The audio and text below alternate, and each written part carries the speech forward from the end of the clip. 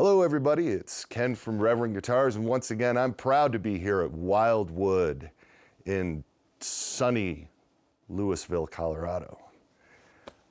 This time I've brought with me Mr. Danny Baker, the gentleman who performs all over the country for many, many years as Unknown Hinson.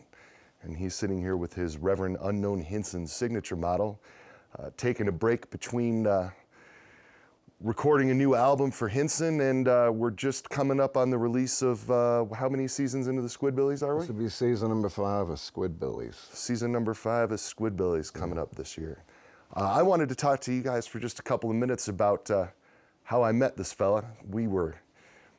It was in the summer of 2005, I was at the NAMM show in Austin, Texas, and you were playing at the Continental Club. Right. And I was standing in line behind some good old boy who was about 6 inches taller and 100 pounds bigger than I am. And he had a giant tattoo of you on his forearm. And he was all excited to see the show. He hadn't been to Austin, I think, for a little while before that or whatever. And I had heard of the Unknown Hinson show, and I hadn't seen it yet either. And he went on and he spent about 20 minutes getting me all excited about it before the doors even opened to the club.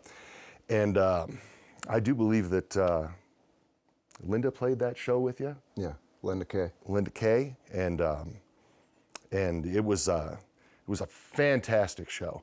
And so very shortly thereafter, you came to the Detroit area, and I grabbed a few guitars and went down to the show. You were playing in Dearborn, I believe, at the time. Yeah.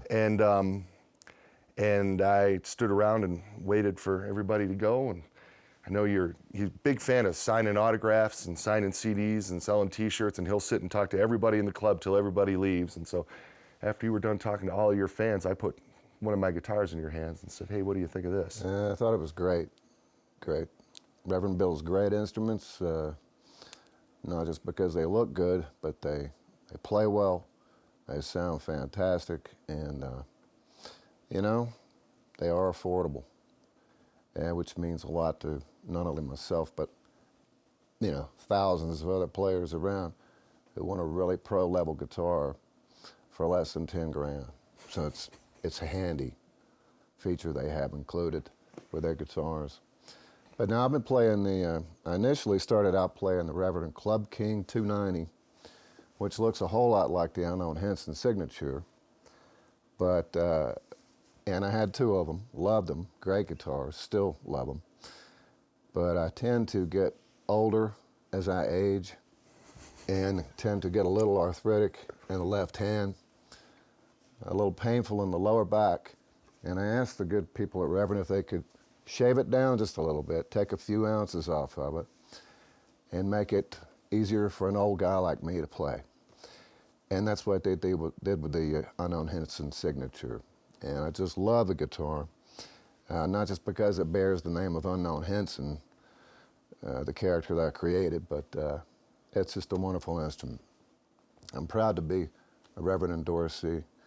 They make really fun stuff.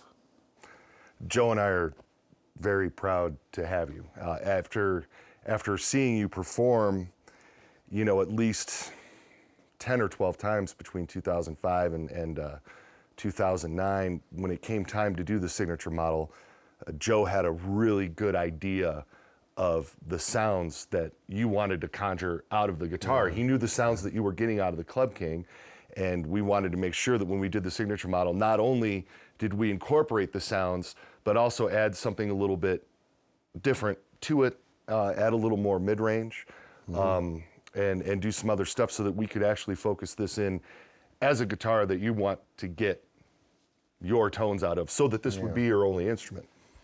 Yeah, it's very versatile.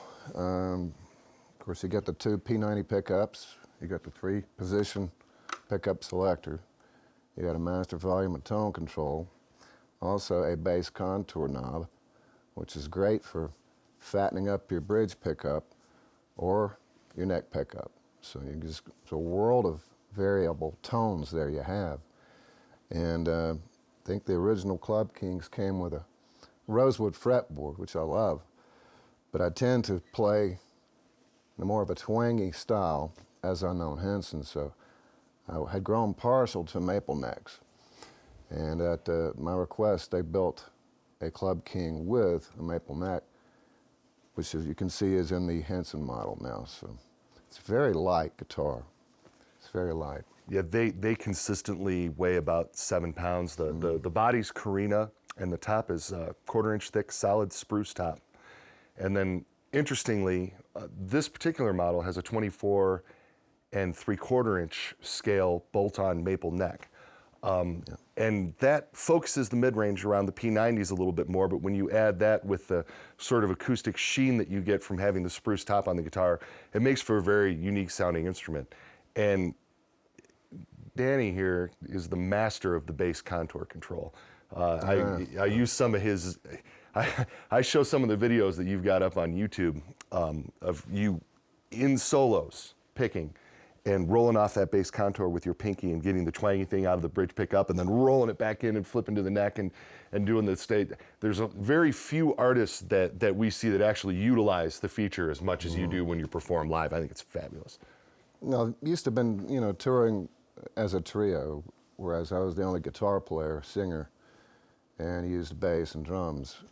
And when you're the only guitar player, singer in a band, it helps to have as many variables in a tonal world as there are possible. And this is a very, very versatile instrument, which I really like. I mean, you don't just plug it in and get one sound. You can literally get probably 20, just depending on what you have each knob set on, which I love. And it's pretty simple for me in that I don't use a lot of effects.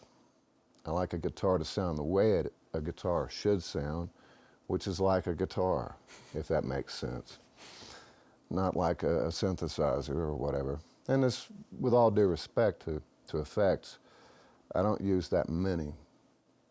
I guess it's because of my influences as a player. I didn't really grow up on effects. I grew up on pickers, and we can probably talk more about that later.